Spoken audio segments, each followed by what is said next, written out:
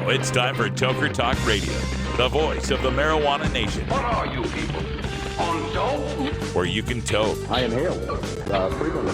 Or you can talk. I experimented with marijuana and didn't inhale. Or you can toke and talk. 10 federal criminal penalties for possession of up to 1 ounce of marijuana. While we talk about toke on Toker Talk Radio. So, by the way, when it comes to pot, if you're 40 years old, you live in a log cabin in Oregon, you got 12 giant pot plants in your backyard, have a ball. Live from beautiful Portland, Oregon at Rolla J Studios. Hey,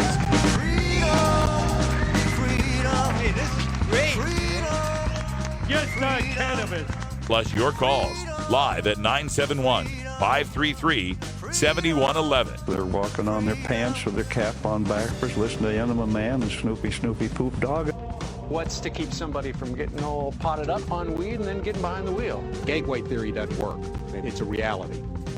Holland, is it real? Don't tease me. We're locking up people that take a couple of puffs of marijuana, and the next thing you know, they got 10 years. And now, here's your host, the guru of ganja graphics, the sultan of sativa statistics, and the worst nightmare of a reefer mad prohibitionist. A polite, perspicacious, productive pothead with a propensity for PowerPoint. Radical Russ Belville. All right. Welcome back, everyone. Time for Toker Talk Radio, where you are the voice of the marijuana nation. Our phone line is open at 650-LEGAL-MJ. That's 650-534-2565. If you've got any questions, comments, suggestions, topics, just let me know, and we'll chat about it on Toker Talk Radio. Beautiful day here, live in Portland, Oregon. I'm just a few days away from October, where I've got 3 different major gigs coming up, and heading out on the road. Hope to see some of you out there.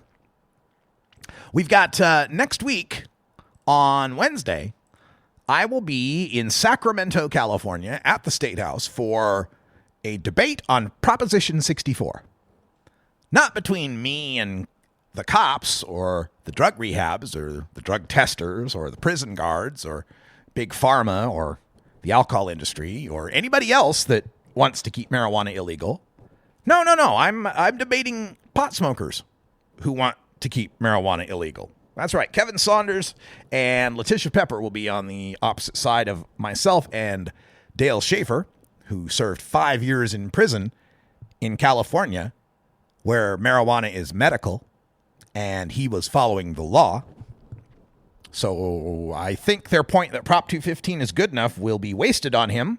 But anyway, we're going to be debating them 11 o'clock Pacific time at the Capitol. And we'll be representing the side of reason, logic, and compassion.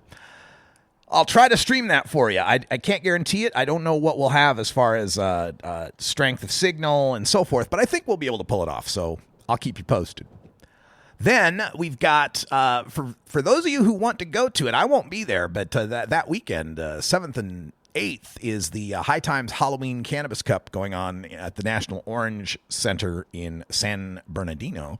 I won't be making that one because the following week I've got a gig. October 13th and 14th, I will be at the International Cannabis Business Conference in Vancouver, British Columbia, and we will stream from the ICBC and have all sorts of great guests. Tommy Chong will be keynoting and appearing at the VIP party. I'm sure we'll get a chance to talk to him as well. That's happening in the middle of October. So beginning of October, I go to Sacramento. Middle of October, off to Vancouver, BC. And then at the end of October, for those of you on the East Coast, I'll be appearing Halloween weekend, Saturday the 29th and Sunday the 30th, at the Virginia Cannabis Conference in Richmond, Virginia. It'll be my second time headed back to Virginia and looking forward to it. Always a good time with the East Coast activists. And if you want more information on where I'll be and what I'm doing, you can always just email me. I'm easy to get a hold of. I'm Radical Russ on everything. Literally everything. Radical Russ at Gmail, Radical Russ, Twitter, Facebook, Pinterest, SoundCloud, YouTube, Snapchat, I don't know, whatever else they got out there that's got a username. I'm Radical Russ on it. And you can always get in touch with me. Love discussing the topics of the day with our fans here. Thanks for making the Russ Belville Show and Cannabis Radio everything that it is. And remember to join us on Tuesday, November 8th for Cannabis Election Night. Marijuana Election Night. Damn it, they're infecting me now. Marijuana Election Night 2016. MJ Election Night hashtag. On election night, 3 p.m. to 9 p.m. Pacific Time, 6 p.m. to midnight Eastern, we're covering all the states that are legalizing or medicalizing marijuana, interviewing various activists that are running for office, speaking with the campaign headquarters and spokespeople at the watch parties, and we've got some celebrity guests that will be joining us. Real celebrities. Making me even more nervous, thanks. Stay tuned, we'll be right back with a look at the Brangelina breakup. Speaking of celebrities.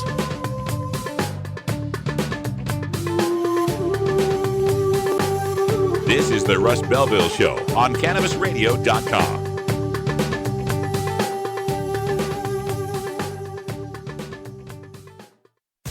Every strain, every sale, every medical study.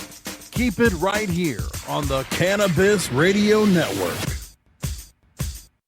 While the feds and state are doing their dance, you still need to transact business and manage your cash. Go professional and let your customers pay with PayQuick. They pay you and they earn rewards points.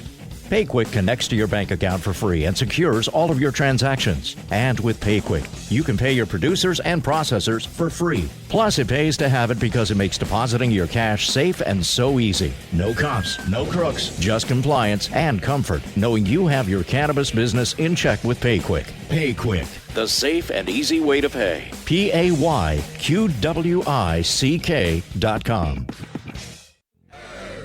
I'm Radical Russ from the Russ Belville Show. Washington, it has passed. The news organizations are calling it. So they just did call it officially for 64. Tell everybody in the red states how great legal weed is. Yeah, looking forward to legal weed here in the state of Oregon. It's the Russ Belville Show, the NPR of POT, weekdays live at 6 Eastern, 3 Pacific, exclusively on CannabisRadio.com. You're not high. You're listening to the Russ Belville Show on CannabisRadio.com. We have to bring back law and order. Okay, maybe you're high, too. Coming soon to a city near you, Cannabis Finance Boot Camp. Get all your cannabis accounting, legal, and compliance questions answered by their knowledgeable panel of industry experts who want to help your cannabis business boom. Whether you're a grower, dispensary operator, or a newcomer to the field, your cannabis business needs Cannabis Finance Boot Camp. For information on upcoming events, visit CannabisFinanceBootCamp.com.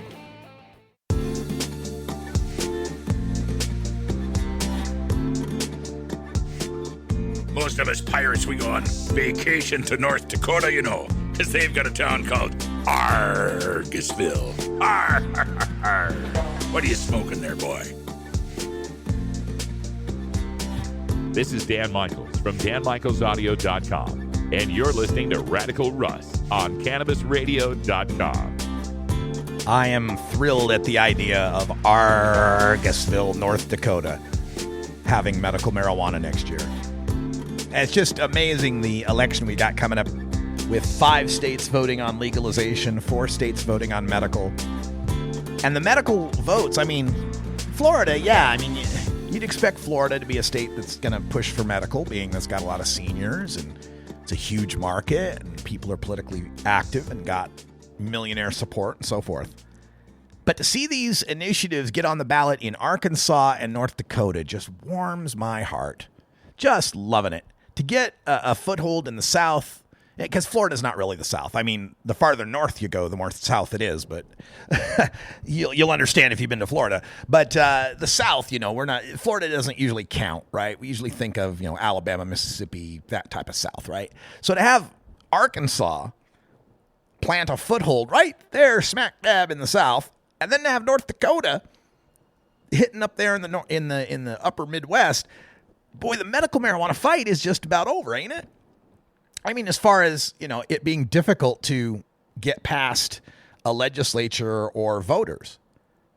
I mean, we'll see. We'll see how Arkansas does. It's real close right now. It's got 2 amendments, or 2 initiatives, I should say, The amendment's getting 49% support. The initiative, the act, is getting 39% support, which is unfortunate because the act is better. It's the one that has some home grow and has more conditions.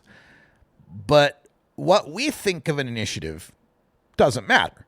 It's what the voters think. And Arkansas voters are conservative. They're conservative religious folks. And if they're not going to support home grow and they're not going to support expansive condition lists, then what do? And this becomes more difficult as time goes on as far as trying to figure out what are the deal breakers for us when it comes to initiatives and supporting them or even promulgating them in the first place. MPP, of course, has been the masters at this cost-benefit analysis, to our detriment at times, and also unnecessarily, I believe, at times. But, you can't measure that very well. Like I always complain about MPP putting that 25-mile grow halo in Arizona so that the medical patients couldn't grow if they lived within 25 miles of the dispensary. And that's resulted in 97% of the patients there in Arizona living somewhere where they have to buy from the dispensary. And for me, what was really galling about that is to have MPP and other reformers cheerleading for Arizona's legalization or medical in 2010. Was it 2010 they passed that? I think it was. Cheering for that when it had this mechanism that enforced a monopoly or enforced a market capture, let's say, or at the very least forced clientele into the medical marijuana dispensaries, into the dispensary owners' waiting arms. This was a unprecedented step at the time. None of the other medical marijuana states had this halo sort of thing built into them. But everybody went along with it. Everybody's like, well, hey, we did some polling, and Arizona, they're not cool with home grow. So what we're going to do is we're going to put this halo in here. And nobody was, well, I shouldn't say nobody because I don't know everybody, but to my knowledge, people weren't busted up by that. They weren't upset by that. They weren't, saying, no, this is absolutely, it's not true medical marijuana. We must vote against it. It must be opposed. No, when it's medical, that was all cool. Oh, we're giving a market to a bunch of business people. We're helping rich people get richer. We're ensuring their market capture by denying alternative sources for patients. I mean, Andrew Myers, the MPP, when I asked him about it, actually said, we're doing this to make the dispensaries viable, to give them a market. That was okay. That was all cool. Everybody in reform supported that. Everybody thought that was hunky-dory. And then 2015 comes along, and Ohio's got legalization on the ballot that writes into the legalization stipulations that guarantee a business profit for the investors in the initiative. Oh, no, everybody, MPP hated that, and all the reformers hated that. That's terrible. How could you guarantee, how could you write in such corruption? How could you countenance such a blatant grab for profits by the industry? Right, like what happened in Arizona. Like what's happening now in Nevada. The legalization that MPP's put forth in Nevada has that same execrable halo. This one's 25 miles away from a retail pot shop. You can't grow. Also, MPP in Nevada cut in the liquor distributors, cut in the liquor industry by guaranteeing the cannabis distribution licenses to the existing liquor distributors. Okay. So I guess it just depends. It just depends on who wrote the initiative, whose initiative it is, as to whether or not regulatory giveaways to the business side are evil or not. And since MPP didn't write that Ohio initiative, maybe that's why the business giveaway was so evil. Maybe business giveaways are only evil when they're given away to businesses that don't support you or donate to your particular cause. It'd be interesting to do the sleuthing on cross-referencing donations to MPP with the people who ended up being licensed and benefiting from that regulatory capture. It'd be an interesting thing to look up, I think. Because isn't that what we were complaining about in Ohio? Oh, the people behind this initiative, these investors behind this initiative that are ponying up the money that it takes to get the signatures and to pass it on the ballot, why, they're writing themselves some benefit. Well, how did that not happen in Arizona or is not happening now in Nevada? And for that matter, it's happening in Arkansas with the issue 7, which does allow some home grow, and I do prefer it, but even it has this 20-mile halo. If you live more than 20 miles away, then maybe we'll let you grow. North Dakota has the same damn halo. This one's a 40-mile halo in North Dakota. If you live 40 miles away from any sort of dispensary, then maybe we'll let you grow. And you still have to apply, and you have to prove you have a hardship. You have to prove that driving 80 miles round trip to get your medicine is somehow a hardship in North Dakota. Or in Arkansas, you're going to have to prove that a 40-mile round trip for you is somehow a hardship. Just to be able to grow the cannabis plants that you've been approved for to use as medicine. If Arizona had never set that precedent about that 25-mile halo, would we be seeing halos in some of these other laws?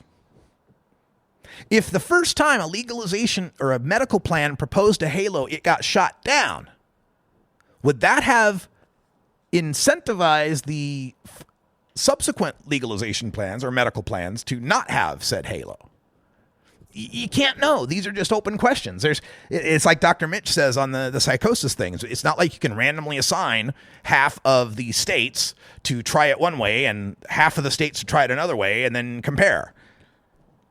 It's just there's not enough data to make a super informed decision on this. It's questions. It's ethics. It's things we've got to start thinking about. What will be our line in the sand? What will be our litmus test, our deal breaker when it comes to reform at this point? I'm at the point now where west of the Mississippi, it's got to have home grow. Come on now. It's got to have home grow. But how could I oppose North Dakota or Arkansas passing medical marijuana, even if it didn't have home grow? That's the dilemma we find ourselves in. We actually find ourselves hoist on our own petard. We started medical marijuana 20 years ago by turning to the electorate and saying, how dare you? How could you look at these sick people and throw them into a cage for smoking pot? You monster. You awful, degenerate human being. What sort of don't you have any compassion for these people? That was used. We used that as a leverage. We used that as emotional and political leverage to be able to get medical marijuana passed. Well, now it's getting used against us. Now we advocates who say, well, wait a minute, there's no home grow. Well, wait a minute, your condition lists are too small. Well, now they look at us and go, what kind of person are you? How could you not support legalization for patients? How could you let these patients go without? And then we look like the assholes if we're against it, right? This is where it's going to get sticky in the next few states, the next few years that try to pass these things as to what is the arc? Which direction are we going? Are the marijuana laws going to become more and more and more liberal? Or are they going to get more and more ratcheted down? Is the pharmaceutical industry going to take over most of the medical cannabis market once they start getting their FDA drugs approved? Is the recreational market going to be pushed more toward state-run monopolies rather than for-profit models? Legalization has just started. We got decades before we fully achieve liberty. Well, Bloody frickin' duh! Ha ha ha! All right. That sound means it's 4:20 here in the Pacific Time Zone. Time for our union-mandated safety briefing. We want to make sure you're safe. We'll be right back. We're going to talk about that story on Brad Pitt and Angelina Jolie when we return.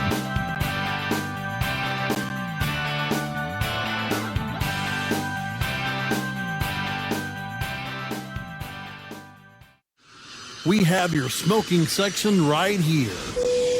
This is the Cannabis Radio Network.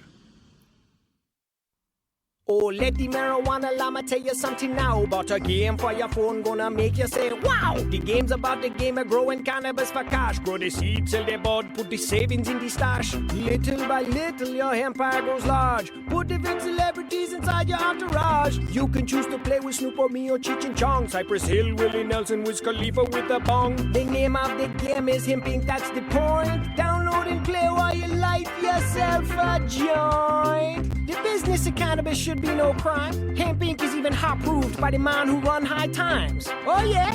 Get it on Android and iOS today. Marijuana llama out. Got to tend to me own crops, you know. Money don't make itself.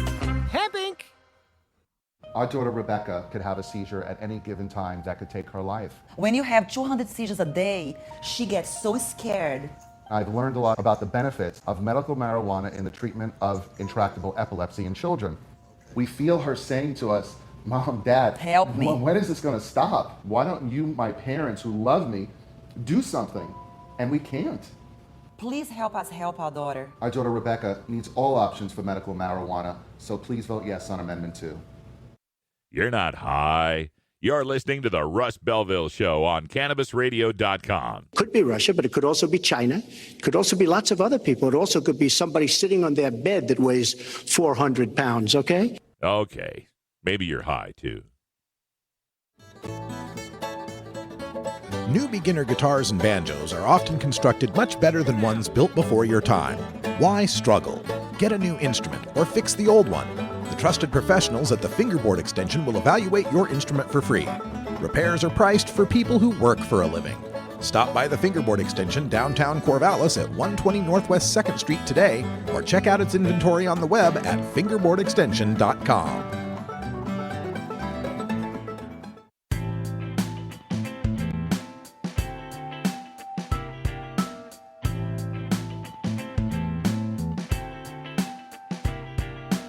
And Blue Blasten Gergen, Pfaffen der Blasten, Schnurb Norben.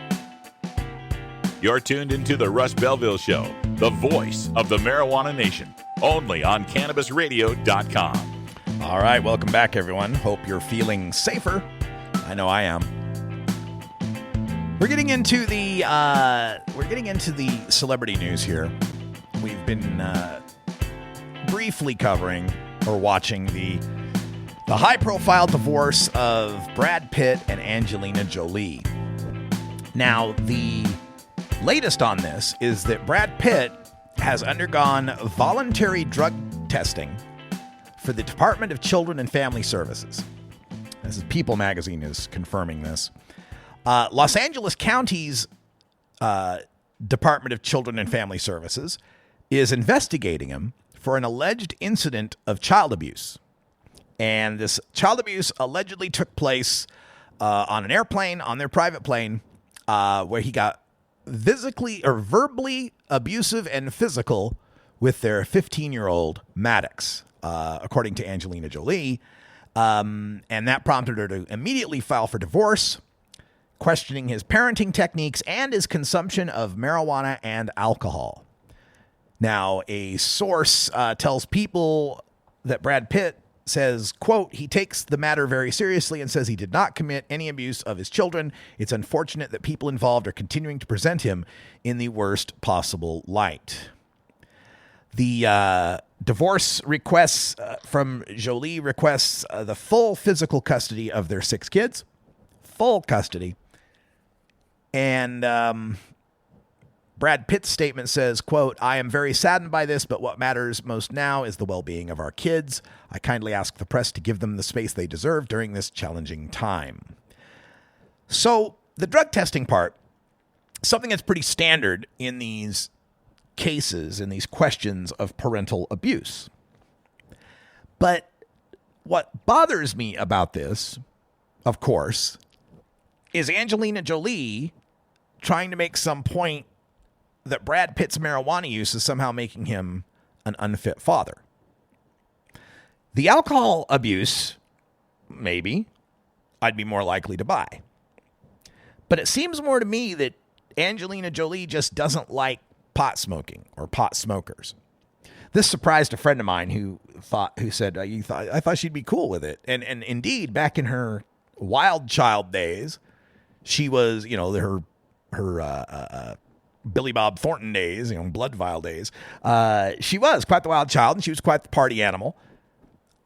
I think she's one of these people, though, that have, a lot of these, right? Where they're the wild child girl back in the day, but once they become a mom, oh God, the whole thing switches, and they Jekyll and Hyde, they suddenly become prohibitionist as hell. We see it in the polls. We see it whenever we poll people on legalization, that saddle, that little dip that happens during the childbearing years, especially among women. And we see that gender gap, 7 to 15 point gender gap between women's support for legalization and men's support for legalization. So I really think her comments about the pot, about the marijuana, are more the fact that she doesn't like it than it's really causing any harm to the kids. Now, we don't know. I mean, who knows? Maybe he is an abusive kind of guy. Maybe those kids really did suffer in some way. This is all for the courts and people to figure it out. But what bothers me is that the drug testing and any results that might show a positive for marijuana will be used against him to take his kids away. It'll be a contributing factor because it's an illegal drug. And I just hate that. I hate this notion that we're going to use that as something to determine someone should lose 6 valuable relationships, or at least severely alter those relationships for the rest of everybody's lives that are involved in this. Smoking pot does not make you a bad parent. Smoking pot should not be a consideration as to whether or not you have decent parenting skills. It's only because of the stereotyping and the disinformation we've had about marijuana and its users for the past 8 decades that people even bring this up. So I hate this aspect of our child protective services system. And it's going to need to be looked at and modified, especially as more and more states legalize. Now, some of the states that are legalizing are addressing this. They've put it in their initiatives that child custody shall not be affected by the sole determination that someone is a cannabis consumer. It's in California's Prop 64, but only for medical marijuana patients, which is a little weird. If you're going to put it in there for everyone. But okay, it's a start. A couple of the other states, too, are protecting parental rights, parental visitation, parental custody from being infringed upon solely for one's marijuana use. And then there's other states. Then there's the red states, the prohibition states, where just an anonymous tip from a coworker who smelled marijuana on your person can lead to family services tearing apart your family, taking your kids away from you. Of course, the most high-profile case right now, the Shona Banda case out there in Garden City, Kansas, where this woman's facing a couple decades in prison because her kid corrected a school presentation, a class presentation on marijuana that was calling it marijuana, and he said, it's called cannabis.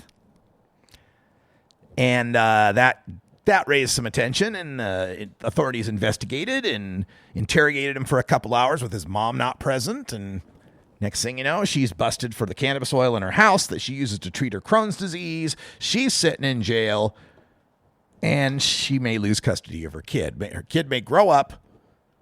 Kid may be 30, 35 years old before she's getting out of prison. because she wanted to treat herself with a non-toxic herb 75 miles away from where it's legal. It's these cases that I think of every time I have to listen to one of these stoners against legalization telling me this legalization's not good enough. We can get a better deal in 2 years or 4 years.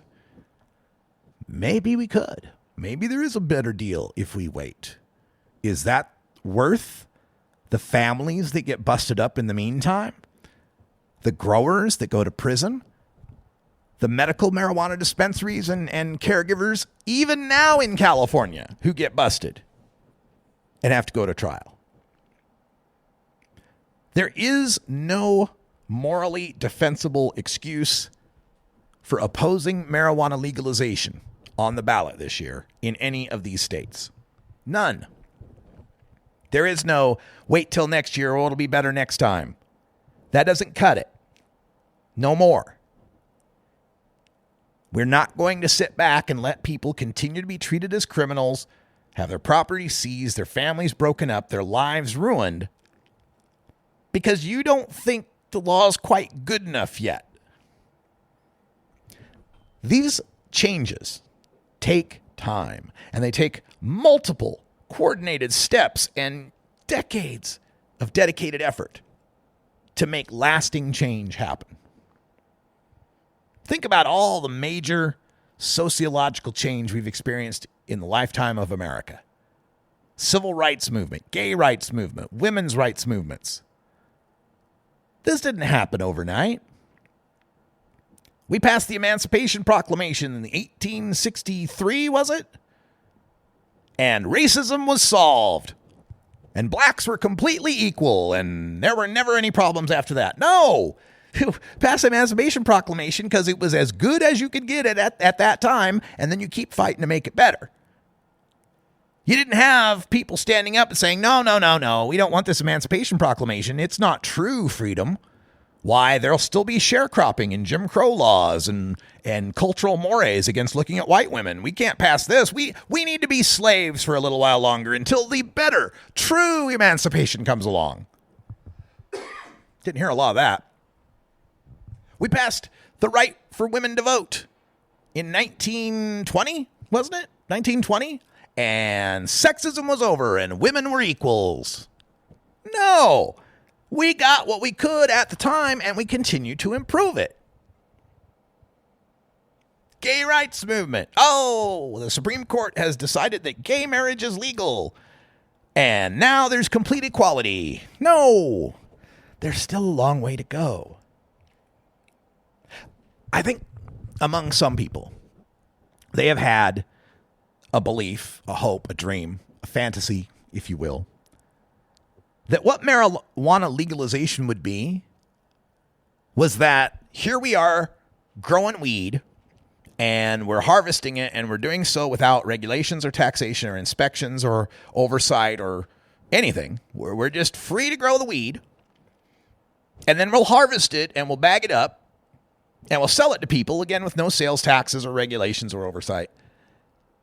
And we'll sell it to them for a 10,000% markup on what it costs to manufacture. Or I don't know if that's the actual markup, but an exorbitant markup on what it costs to manufacture. Hell, Jorge Cervantes tell me you can get, if we had major outdoor cultivation and large-scale growing, the economy of scale would allow us to produce an ounce of cannabis flower at about $12, $10 production cost. So maybe I'm not too far off with the 1,000, 2,000, 3,000% markup. But they thought that's what it'd be. We'd be growing our plants, no hassles. We'd be selling our product, no hassles. And we'd get massive profit for it, no hassles. And then one day we'd pass legalization and it would be exactly like that, except cops couldn't bust us anymore. I think that's what really a lot of these people thought legalization would be. They thought that we'd wake up one day and everything would be just like it is now. Everybody'd still be making huge bank without any interference or taxes or inspections or regulations, and the cops would just go away. Sorry, that's not the way it's going to happen. You legalize a commodity, it is subject to the same economies of scale, the same laws of supply and demand, the same sorts of business regulations and inspections and red tape and hassles that every other commodity suffers. Why did they think cannabis would be any different than grapes? I don't know. I don't know why they did. But for those people, you're not going to get that. You're not going to get the magic bullet, everything changes in one fell swoop to be as perfect as you'd like it to be. And even if it did, even if you did get that ultimate treat it like tomatoes free market kind of thing, the prices are still going to crash once it's legalized. The only thing keeping those prices so high is the risk of arrest and asset forfeiture. The costs that are baked in to the cost of cannabis. The growers out there that plant 10 illegal grows because they know 5 of them will get raided. Those costs, those add up. No, folks, legalization is a process that's going to be taking place for the rest of my lifetime and beyond. It's something that's going to be honed and polished and chiseled away at until it gets better and better. We will strive for a more perfect union. We will strive for more perfect legalization. We're not going to get it all at once. Stay tuned. We're going to pay some bills. We'll be right back.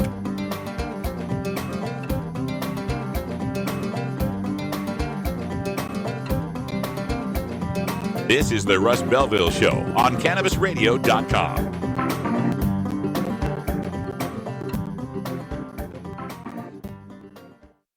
Earn your PhD in THC monetization with CannabisRadio.com. Don't be late.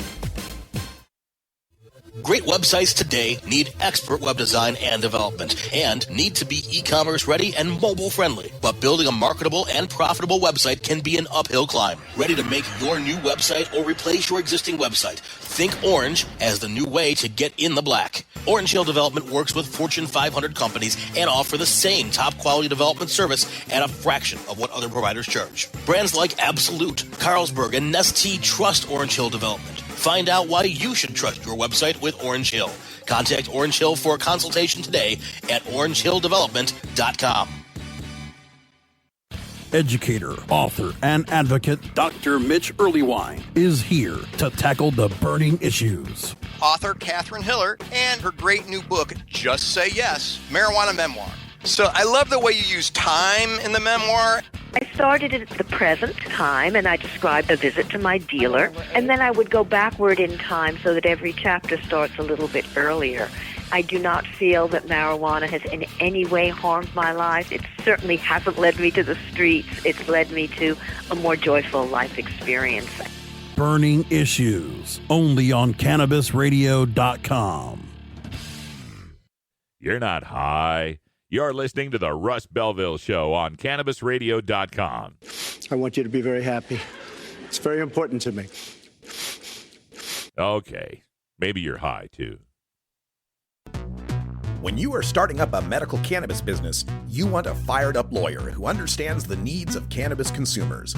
The law office of Lauren Vasquez is your fired-up lawyer for the cannabis industry. Visit her website, fireduplawyer.com, or call 1-855-MMJ-LAWS for more information.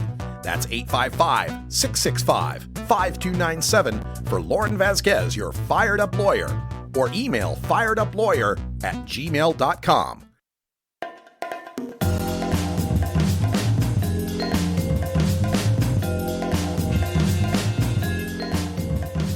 Remember, friends, there's more to life than marijuana. I just can't remember what it is. Why'd I come in here? You're tuned into the Russ Belville Show, the voice of the marijuana nation, only on CannabisRadio.com. Welcome back, everybody. Beautiful day out here in legal Potland, Oregon. Got some more stories to cover here in this segment, just kind of a potpourri, if you will. Reason is reporting on the story of Charlo Green. And, of course, you know Charlo. She was the one who quit on air in Alaska. She was a television anchor in Alaska and said, fuck it, I quit. And gained tons of publicity on that.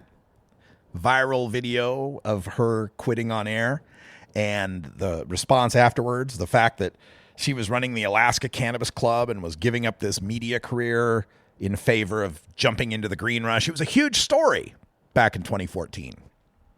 Well, now The Guardian is reporting how she is facing a possible 24 years in prison for her operation up there in Alaska.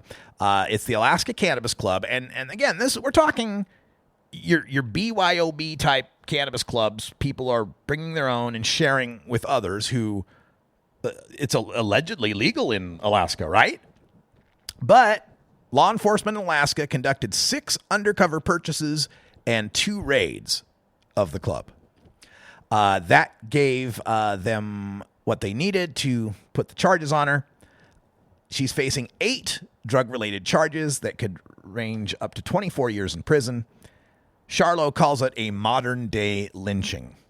I don't know about that. It's a little heavy on the rhetoric there. I don't know if that comparison is valid, but she says, quote, this is her sister who says, quote, "The fact that they were watching us for so long, I felt kind of violated. I was really just heartbroken. I never assumed it would go this far." The club was raided, armed police coming in and pointing their guns at her family and the people working there and shopping there.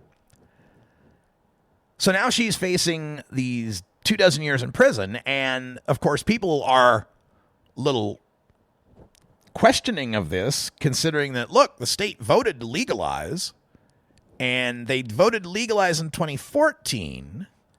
And you're busting her for stuff that went into effect on, legalization went into effect in February of 2015.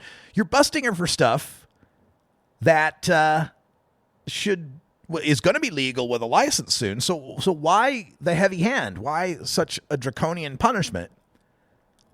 Well, the Alaska Attorney General's office wouldn't talk about it, but the director of Alaska's Alcohol and Marijuana Control Office, Cynthia Franklin, said that she was targeted because they started before the state imposed regulations on marijuana, saying, quote, "These people got ahead and said, we're not going to wait," end quote.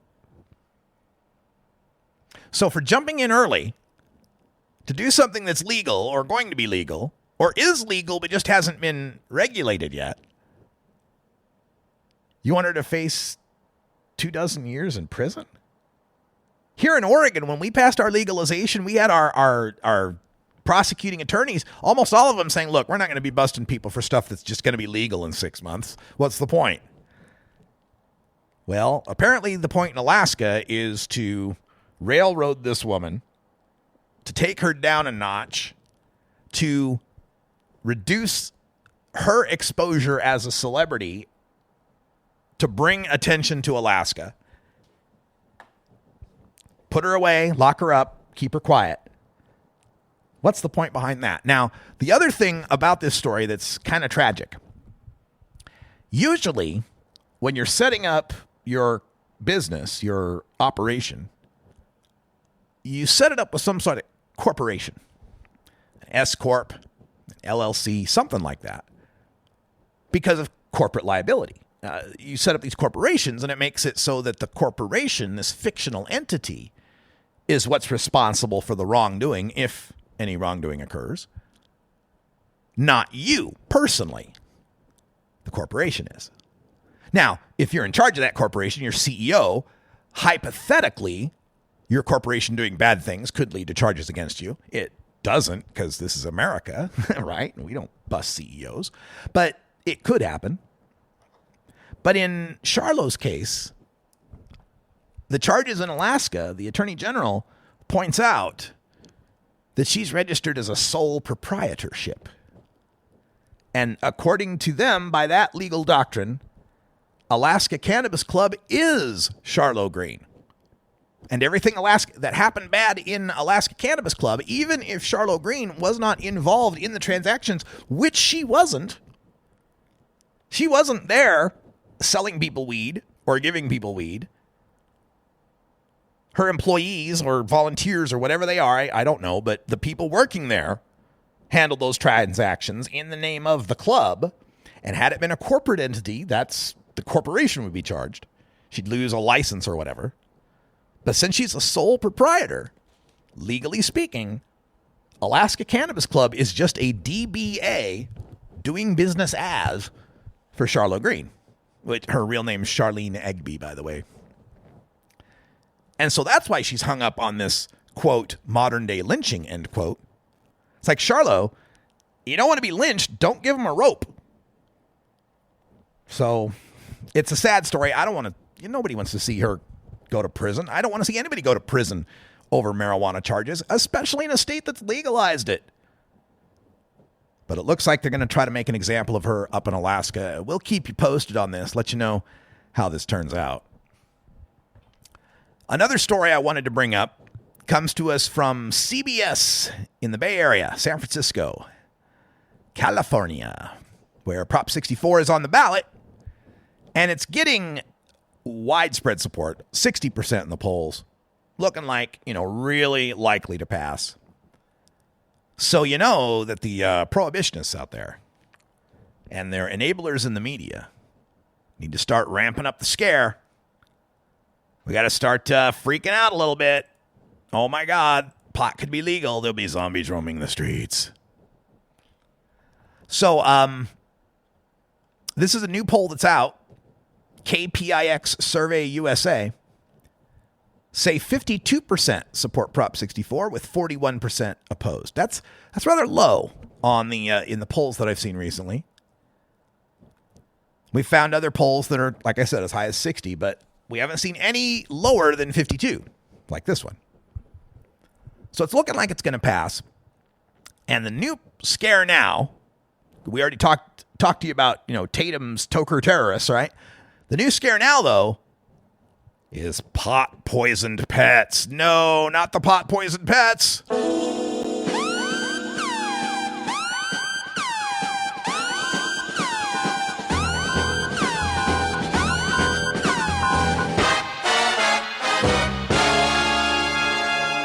Yes, poisoned pets by pot. That's why we need to keep locking up adults who grow cannabis. That's why we need to keep ticketing adults that use cannabis. That's why we need to keep the sales on the black market. That's why we need to just keep abusing a medical excuse system for permission slips. We don't want the dogs to get sick. They spoke to Dr. Carl Jandry. This is out of, again, CBS Local in San Francisco. He's the Associate Professor of Clinical Surgical Radiological Services at UC Davis School of Veterinary Medicine. He says, quote, "Dogs can die from this. It's uncommon, but it's possible. We see probably one a week, but some of my colleagues in private practice in the Bay Area may see more like one or two a day." It's a little unclear what he's saying there. Is he saying they see one or two dogs die a day? Or are they saying they see one or two dogs brought into their poison centers or their veterinary centers one or two times a day, and uncommonly they then die? That's probably what he meant, right? The way this is written out, though, it makes it sound like they're seeing one or two dogs die a day from pot, and that's just not true.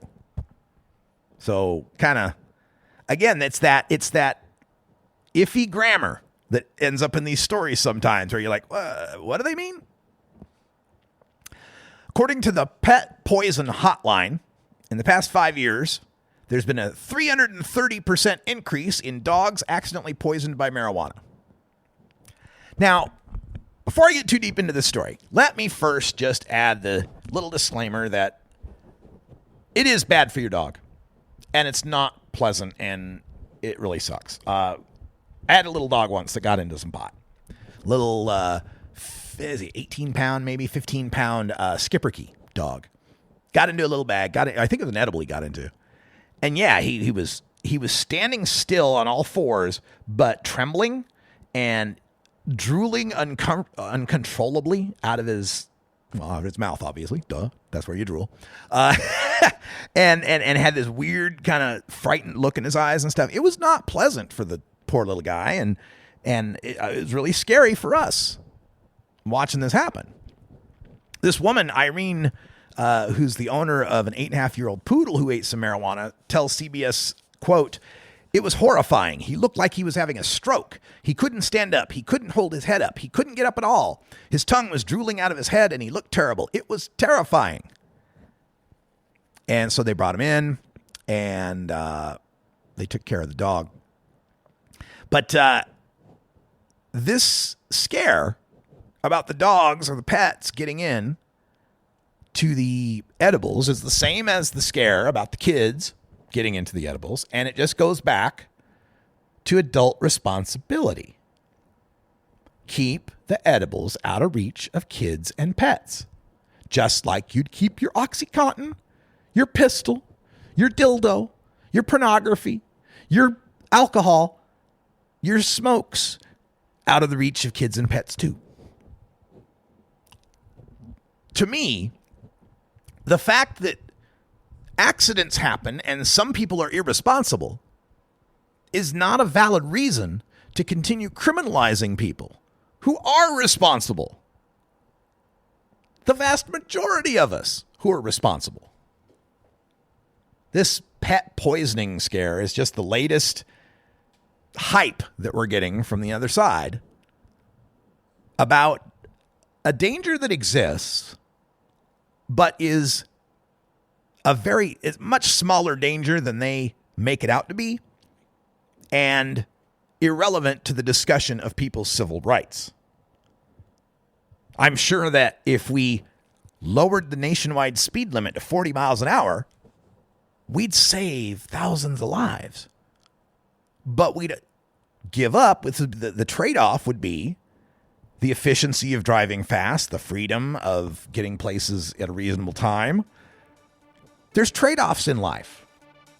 And the trade-off for fewer dogs eating pot cookies being locking human beings in cages is not a valid trade-off.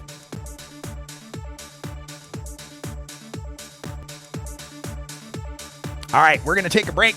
We'll come back and wind things up here for our hour 2 with some data on the drug testing industry. Stick around.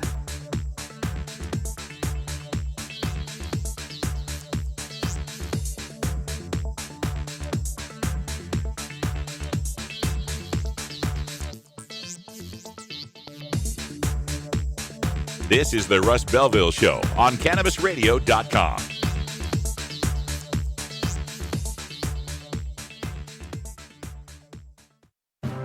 Forwarding the cause of legalization and research of the growing cannabis industry, one podcast at a time. The Cannabis Radio Network.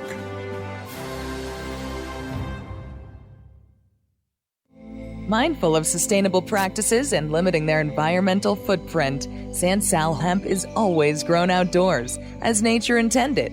By starting with uniform genetic profiles, Sansal ensures the plant will maintain its optimal performance and yield consistently throughout its life cycle. It is through innovative processes that Sansal is able to achieve pure whole hemp extracts and meet industry requirements and the level of quality desired by many of their customers. Healthy plants, healthy people. SansalCBD.com. Improve your lifestyle naturally. Dear Mom, when I was in college, I used to drink a lot. It was kind of crazy. But now that I'm older, I prefer to use marijuana. It's less harmful to my body, I don't get hungover, and honestly, I feel safer around marijuana users. I hope this makes sense, but if not, let's talk. I love you.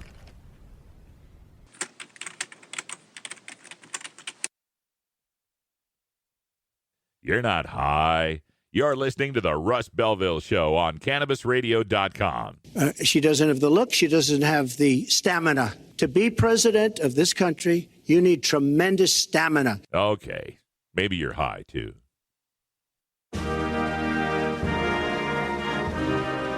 Marijuana legalization is a worldwide phenomenon.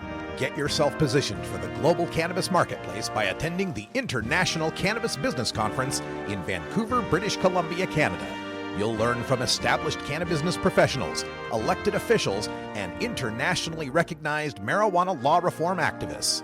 You'll also enjoy the ICBC's famous VIP party featuring ICBC special guest speaker and Canadian native Tommy Chong.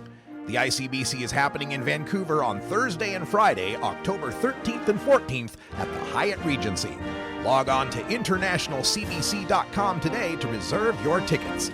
That's internationalcbc.com and bookmark our page for the next ICBCs taking place in Berlin, Germany and San Francisco, California.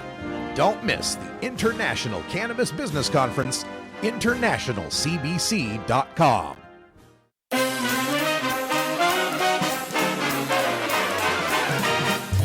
Warning, hits taken on this show are larger than they appear. Do not try this at home. These people are professionals. Or at least they pay me to say that.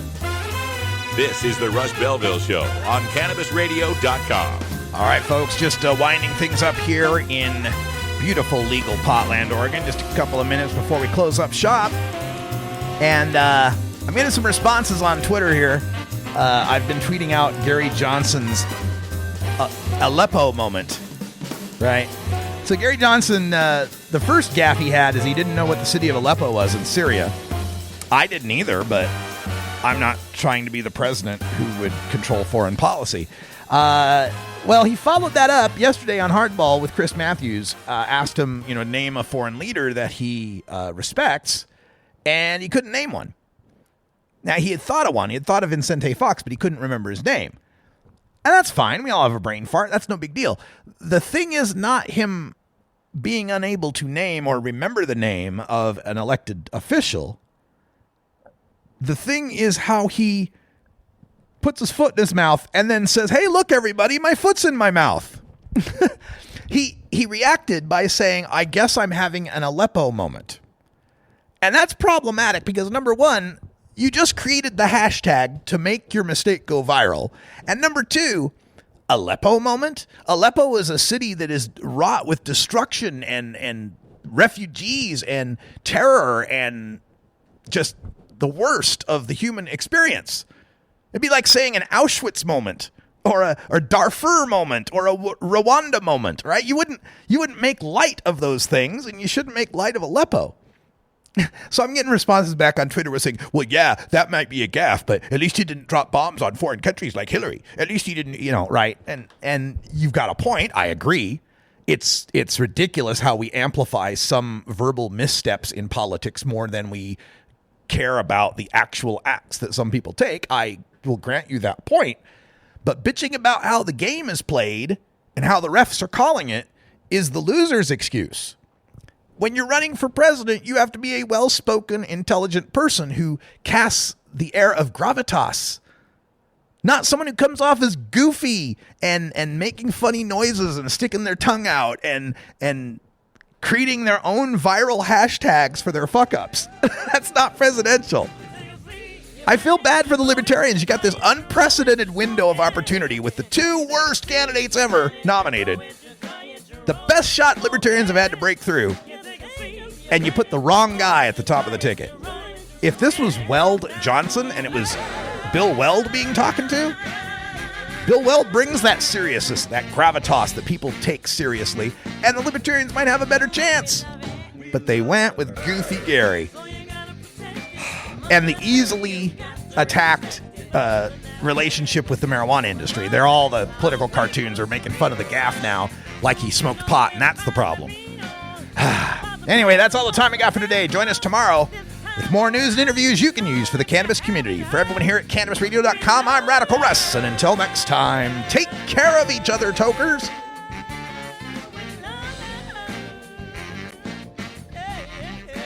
This is the Russ Belville Show.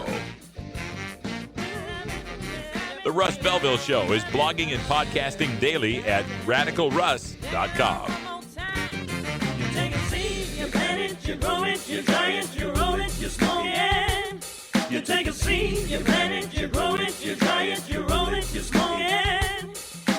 seed, you plant it, you grow it, you dry it, you roll it, you smoke it, and it goes down smoother.